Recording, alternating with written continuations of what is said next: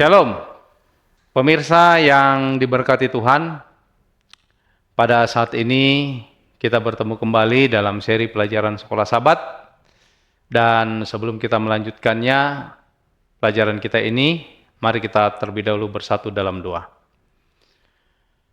Bapa kami yang bertata dalam kerajaan surga, kami kembali bersyukur ya Tuhan untuk kesempatan yang indah, yang baik, di mana kami boleh mendapatkan kasih Tuhan melalui pelajaran firman Tuhan yang sebentar akan kami pelajari. Kiranya kuasa Roh Kudus Tuhan, hikmat Dia sendiri surga boleh menjadi bagian kami seluruhnya, sehingga kami boleh memahami firman-Mu ini dengan baik dan kami boleh menghidupkannya dalam kehidupan kami.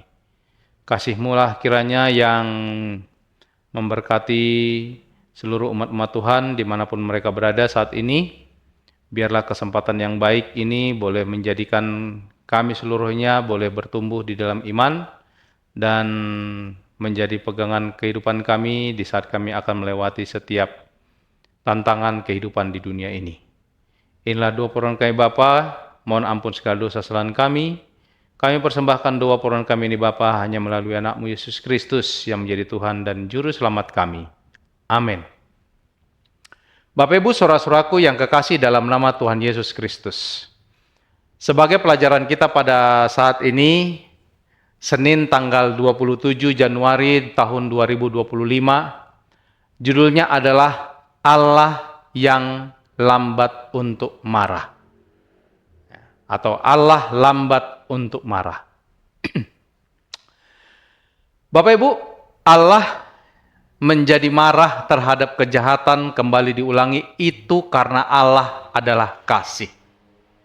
Allah begitu berbelas kasih dan sangat murah hati sehingga seorang nabi dalam kitab suci bahkan menegur Allah karena terlalu berbelas kasihan.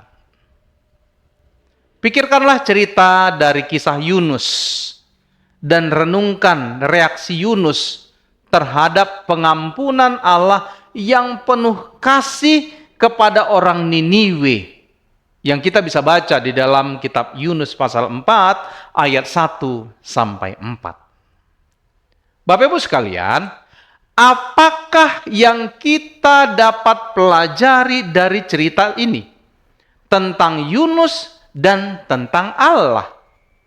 Kita bisa lihat juga dalam Matius pasal 10 ayat 8 sebagai perbandingannya.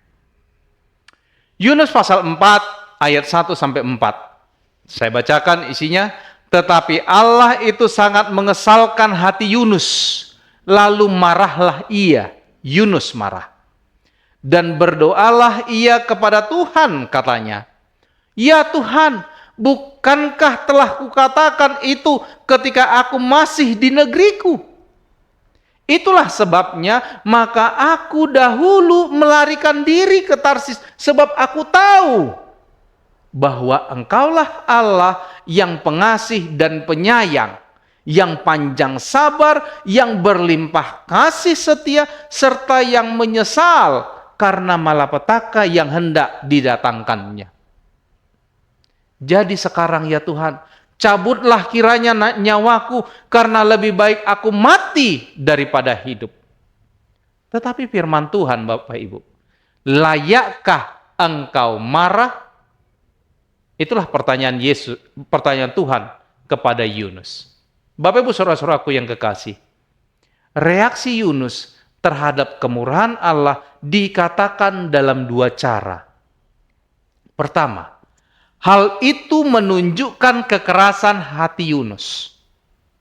Ia sangat benci bangsa Asyur karena apa yang mereka telah lakukan kepada Israel, sehingga ia tidak ingin Allah menunjukkan kemurahan apapun kepada mereka.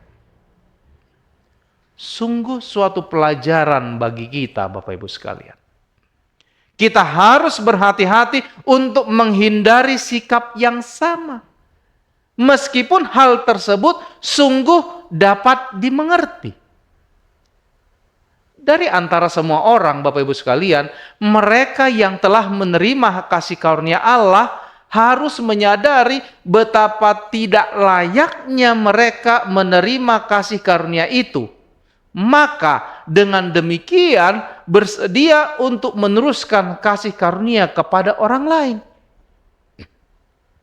Yang kedua, Bapak Ibu sekalian, reaksi Yunus ini memperkuat betapa pentingnya kasih sayang dan anugerah Allah dalam karakter Allah, dalam karakternya.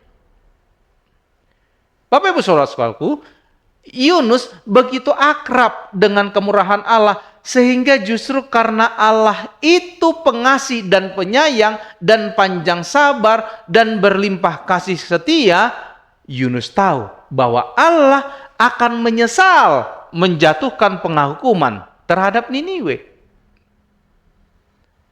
Bapak Ibu saudara-saudaraku yang kekasih, Allah memperlakukan semua orang dan semua bangsa dengan adil dan penuh kasih sayang. Bapak Ibu saudara-saudaraku, frasa Ibrani yang diterjemahkan lambat sabar atau panjang sabar ini secara harafiah diterjemahkan hidung panjang. Dalam idiom Ibrani, kemarahan secara metaforis dikaitkan dengan hidung. Dan panjangnya hidung secara metaforis menggambarkan berapa lama seseorang menjadi marah. Dengan demikian Bapak Ibu sekalian, penyebutan Allah berhidung panjang menjelaskan bahwa Allah lambat marah dan panjang sabar. Meskipun tidak butuh waktu lama bagi manusia untuk menjadi marah, Allah sangat panjang sabar serta mencurahkan rahmat secara cuma-cuma dengan limpah.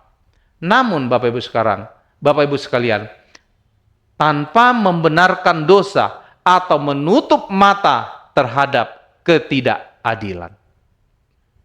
Sebaliknya, Allah sendiri yang melakukan penebusan karena dosa dan kejahatan melalui salib sehingga ia bisa menjadi adil sekalipun membenarkan orang-orang yang percaya kepadanya.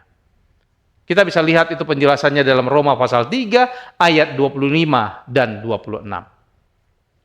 Bapak Ibu sekalian, pernahkah Bapak Ibu gagal menunjukkan kemurahan atau kasih karunia kepada seseorang yang berbuat salah kepada kita?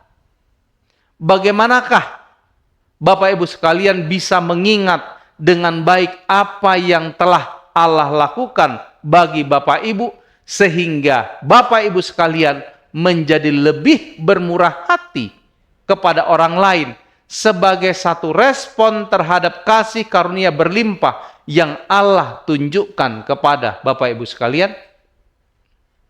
Dan bagaimanakah kita Bapak Ibu sekalian menunjukkan kemurahan dan kasih karunia tadi namun tanpa membiarkan dosa atau membiarkan pelecehan dan penindasan?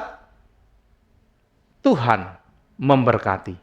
Mari kita bersatu dalam doa dalam mengakhiri pelajaran kita pada saat ini. Bapa yang bertahta dalam kerajaan surga, terima kasih ya Tuhan untuk anugerah-Mu, kasih-Mu. Engkau telah menunjukkan kasih-Mu dalam kehidupan kami. Engkau menegur dosa kami, tetapi Tuhan tetap mengasihi kami manusia. Bapa, biarlah Engkau yang mengurapi kami seluruhnya, termasuk para pemirsa yang menyaksikan turut bersama-sama belajar melalui jaringan virtual ini. Dimanapun mereka berada ya Tuhan, biarlah kasih karunia Tuhan menjadi bagian mereka. Dan biarlah mereka juga boleh menghidupkan kasih karunia Tuhan itu di dalam kehidupan mereka setiap harinya. Tuhan kiranya mencukupkan akan kebutuhan hidup mereka. Tuhan memenangkan mereka dari setiap pergumulan. Yang mengalami penyakit badani, Tuhan campur tangan. Seluruh usaha pengobatan biarlah menjadi saluran berkat kesehatan yang berasal dari Tuhan untuk seluruh umat-umat-Mu yang terserang penyakit. Tuhan, mampukan kami seluruhnya untuk terus bergantung ke dalam tangan-Mu. Biarlah kiranya kasih karunia Tuhan, pengampunan yang berasal dari Tuhan, yang boleh melayakkan kami untuk berada di hadirat Tuhan, melayakkan kami untuk bergantung kepada Tuhan, dan melayakkan kami menerima berkat-berkat-Mu. Inilah doa permohonan kami Bapa. Kami persembahkan doa permohonan kami ini hanya melalui anak-Mu Yesus Kristus, yang menjadi Tuhan dan Juru Selamat kami. Amin.